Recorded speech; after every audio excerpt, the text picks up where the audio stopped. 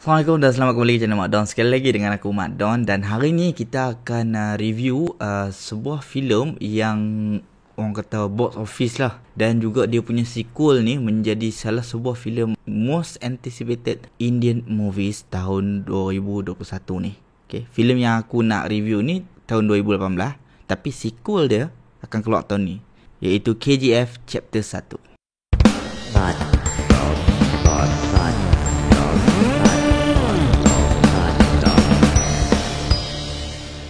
Sebelum itu, terima kasih banyak kepada subscriber lama. Selamat datang kepada subscriber baru, dan terima kasih sebab stay dengan aku lah. Kepada penonton-penonton baru, kalau hampa suka dengan konten yang aku buat, dan juga kalau hampa rasa orang kata suka tentang filem, dan bolehlah follow dan subscribe aku. Dan kalau hampa pernah tengok filem ni, nanti dekat habis penghujung video ni hampa drop hampa punya komen dan beritahu tentang pandangan hampa sendiri tentang filem ni.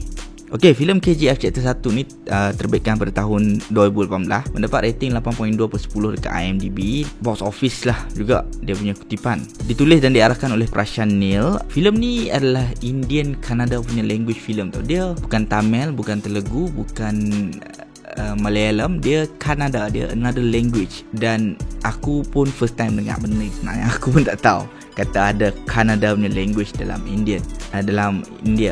Jadi ni first time aku dengar, dan ni adalah first filem aku tonton. And apparently filem KGF Chapter 1 ni merupakan filem yang most expensive Canadian film. Dalam banyak-banyak filem language Kanada yang lepas terbitkan, filem KGF ni adalah yang paling mahal, 80 crore. Oh, aku tak tahu sebutan, crore kot.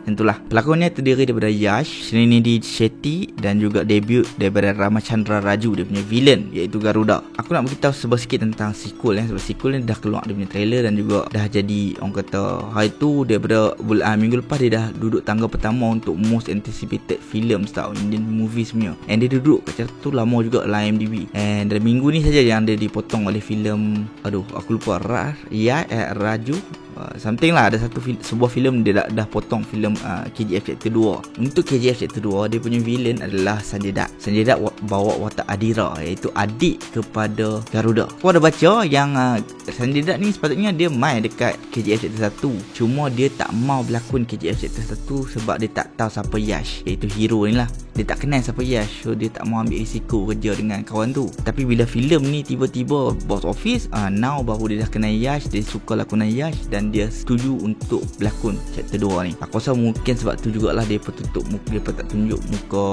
Adira sangat. Aku rasa maybe memang director simpan watak tu untuk Sanjay Dutt. Tapi sebab Sanjay Dutt tak setuju awalnya, so mereka macam biar dulu untuk muka, dan sequel ni baru mereka buat. Sebab mereka punya storyline ni memang mereka dah plan kata nak buat Chapter 1 dengan Chapter 2. Aku bagi sedikit sinopsis lah tentang KGF. KGF ni mengisahkan tentang Rocky, seorang poverty, seorang kanak-kanak yatim piatu yang main daripada poverty, dan dia join kumpulan gangster dekat India, dan kemudian dia diberikan tugas untuk pergi bunuh seorang ketua gangster yang tengah orang kata takluk mah tentu. Setting filem ni berlaku tahun dalam 1970-an kot. Yes, 1970-an macam tu. So time tu siapa yang kuasai mah, hang kuasai dunia lah basically. Jadi kisah ni mengisahkan tentang macam mana Rocky ni daripada orang yang tak ada apa-apa rise jadi criminal lords tentu. First kita nak cakap tentang storyline. Untuk storyline aku suka sebab dia director buat konsep non-linear. Dalam filem ni dia buat macam flashback and then present punya timeline, dan flashback balik.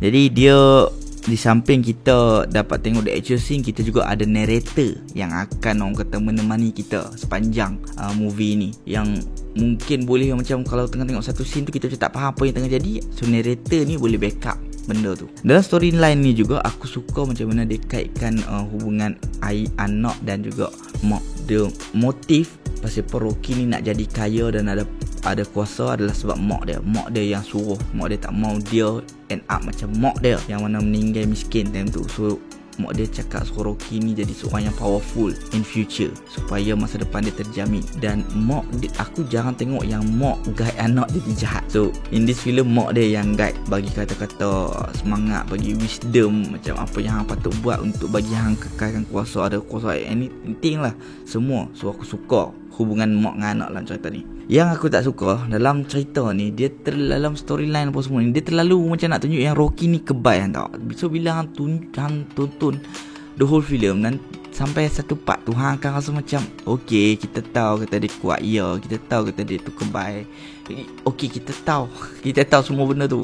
Okay, kami nak tengok the next thing. Ada benda, ada scene yang tak patut letak pun, sebab hang dah macam terlalu banyak sangat letak. Faham tak? Jadi rugilah benda tu simpan untuk chapter 2 ke, tak apalah juga. Jadi rugi sikit kat situ. Second, acting daripada Yash dan juga debut daripada Ramachandra Raju ni, dua-dua acting ni, villain dengan hero sangat-sangat best. Alright, lakonan mereka powerful, lakonan mereka memang bagus.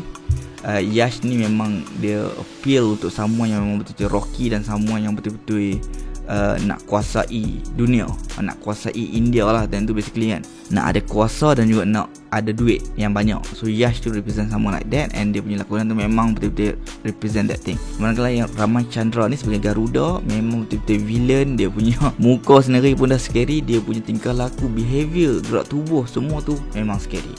So a suit for a villain. Kalau ketiga adalah tentang soundtrack dia, iaitu music score dia. Aku suka gila lagu-lagu dalam filem ni, best. Alright, aku jarang tengok filem India aku skip lagu. Faham tak? Sebab kadangnya dalam filem India ni mereka ada selitkan storyline sikit dalam lagu tu. So kalau hang miss lagu tu, kemungkinan besar hang takkan faham apa yang berlaku di selepas tu.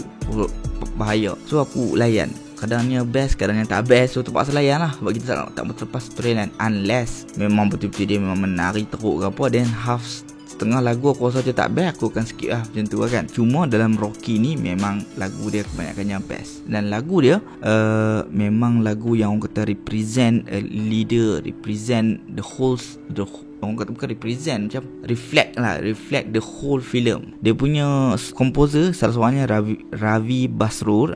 Dia ni the same composer yang akan buat untuk chapter 2 ni. Kemudian dia pernah menang Best Background Score dalam Z Award dan juga Kima International Award. He is somebody lah kan. So lagu dia memang best. Yang keempat, cinematography dalam filem ni. Cinematography dalam filem ni memang aku salute. And then lepa pula memang menang Best Cinematographer untuk South Indian International Movie Award. So cinematography dia Buran Goda memang padu lah. Okay, memang kalau kita tengok kat layar perak tentu memang puas hati. Dia ada hero shot, villain shot, dia ada leader shot, dia ada semua shot.